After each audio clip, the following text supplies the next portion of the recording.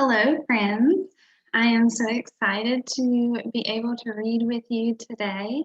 We are going to be reading through a historical fiction story, and this story is called Blizzard. Now, when we talk about a historical fiction story, we're talking about a story that takes place in a different time period in history. This particular story that we're going to be reading about today, it tells the tale of two kids who get stuck in a blizzard when they are walking home from school. So let's get started and find out what happens to the children in the book Blizzard.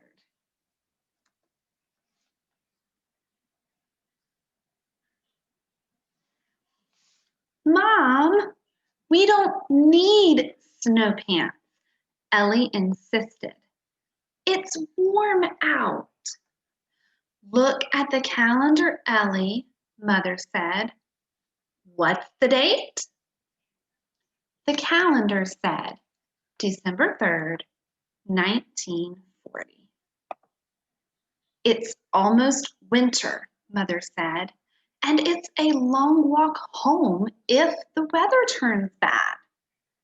Don't be so stubborn, Eleanor. Ellie pulled on her boots and stomped out of the farmhouse behind her little brother Abel. She stopped at the neighbor's fence to stuff her hat and her mittens inside her book bag. Ellie's mother was always telling Ellie that she was too stubborn, but she hated wearing bulky snow pants. She frowned all the way to school. I'm wondering if any of us can relate to this story. Now, we don't live in an area that's going to allow us to get lots of bad weather and lots of snow. And most of us don't have to walk to school. But I bet we can relate to Ellie in that there are probably times when your family tells you to do something or insists that you do something, and maybe you really don't want to. Like Ellie really does not want to wear these bulky snow pants and hats and mittens to school because she thinks it's warm. So we could probably relate to that feeling of being frustrated that our parents are forcing us to do something we really don't want to do. All right, so let's read a little bit more to find out what happens when Ellie gets to school. Are you ready to continue? Here we go.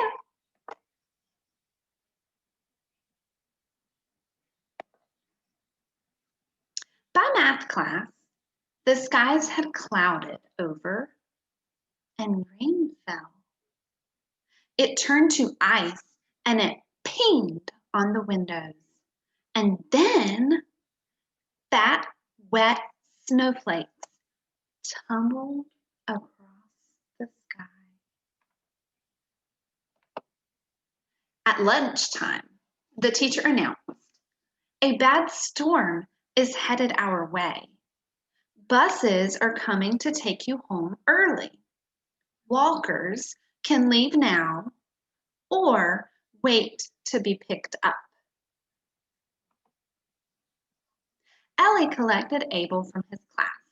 She bundled them both into hats and mittens and boots and snow pants. Abel stomped footprints in the snow and stuck out his tongue to catch snowflakes. By the time they had reached the bend in the road, the snow was almost to the top of Abel's boots. "Hurry up, Abel," she said. "I'm so cold," he whimpered. Ellie wrapped Abel's scarf tighter. "Better?" she asked. Abel nodded. You can see in this picture, Ellie is bundling up her younger brother, Abel. And we can see from the illustration that it is very, very snowy outside. It doesn't look really easy to see where they're going. So I'm kind of hoping that they don't get lost in the snowstorm.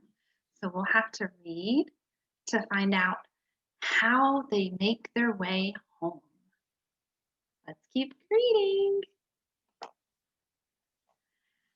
Ellie plodded on, pulling Abel behind her. The snow fell faster, making the air white. Ellie almost missed the corner where they turned. And then around the corner, the wind hit her full in the face. Maybe they should go back and just wait for Dad to come pick them up in the truck. Ellie looked behind them, but the wind and the snow had already filled in their footprints. Ellie shivered.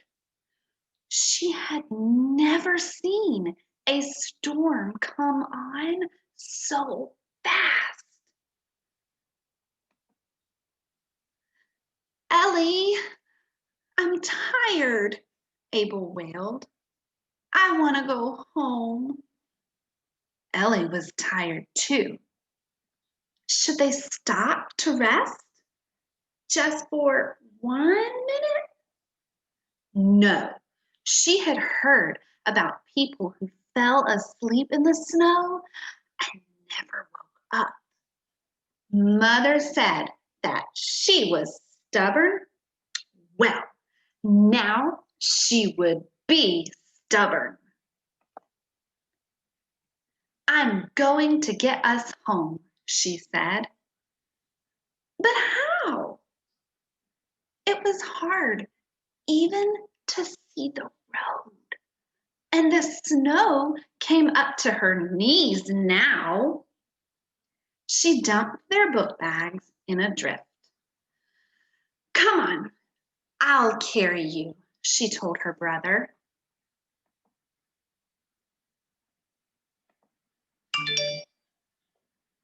Wow, looking in this picture, you can see her book bag is just barely sticking up out of the snow. And you can see how deep her boots are sinking down into the snow. And now she's going to try and carry her brother the rest of the way home. I don't think that's going to be easy for her to do. Abel was little, but he was happy. What if darkness came while they were wandering in the snow?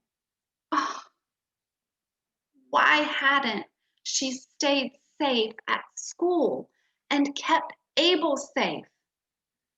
Don't think that way, Ellie scolded herself. Think of hot cocoa and mother's soup and a fire in the stove. Let's play a game, Ellie shouted above the screaming wind. Help me count the steps home. 1. What comes next? His voice was muffled. 2. That's right, Ellie shouted. Now what? 3. And step by step, Ellie pushed against the wind that sucked her breath away. Whoop! She ran into something, and Abel slipped from her arms. Ellie pulled him back up, and then she put out her hands to see what had she hit. A fence. Was it the neighbor's fence?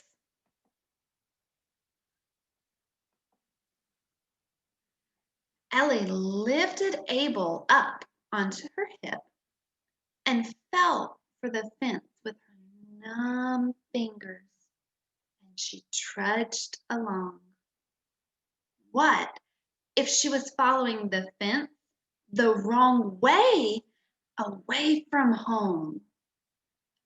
Tears leaked out of her eyes and froze on her eyelashes. Something shone and then vanished as the fence turned a corner.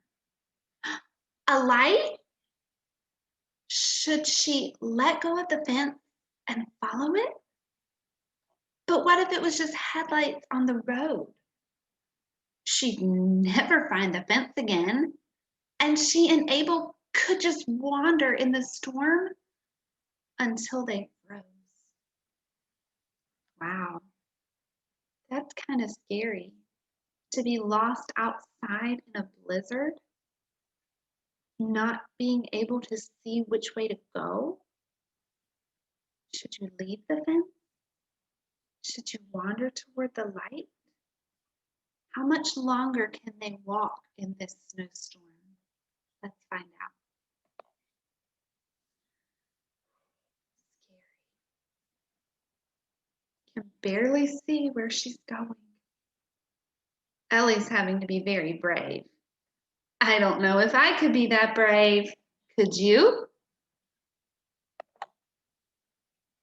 The light flickered again through the curtain of snow.